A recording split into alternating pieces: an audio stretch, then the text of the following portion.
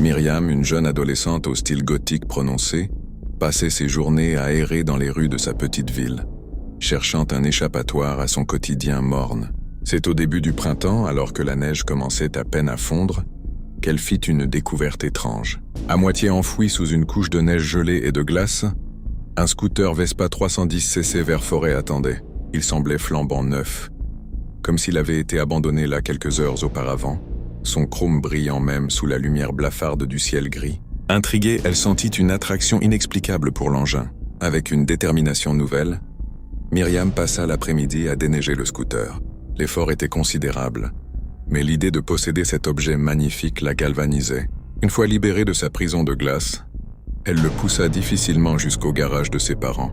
Pendant les jours qui suivirent, elle passa chaque instant libre à le nettoyer, à polir ses courbes élégantes et à admirer sa peinture d'un vert profond.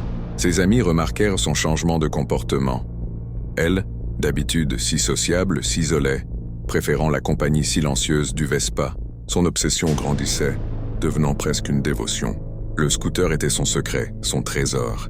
Une nuit, incapable de résister plus longtemps, Myriam se glissa dans le garage. La lune projetait des ombres inquiétantes à travers la petite fenêtre. Elle enfourcha le scooter, ses mains se posant sur le guidon froid.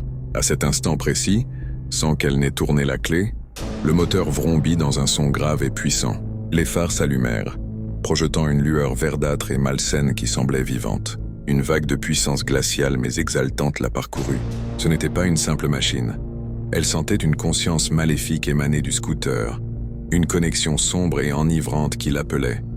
Soudain, une peur primale submergea l'excitation. Elle comprit que cette chose n'était pas normale. Elle sauta du scooter juste au moment où il semblait prêt à s'élancer de lui-même. Le cœur battant à tout rompre, elle s'enfuit du garage, claquant la porte derrière elle. Dehors, elle jeta un dernier regard vers la bâtisse sombre. Le scooter était là, silencieux à nouveau, ses phares éteints, comme un prédateur patient attendant sa prochaine proie. Myriam était saine et sauve. Mais elle savait que l'histoire ne faisait que commencer. Quel était le véritable secret de ce scooter? Et reviendrait-il la hanter? La suite de cette histoire terrifiante vous sera révélée dans la partie 2.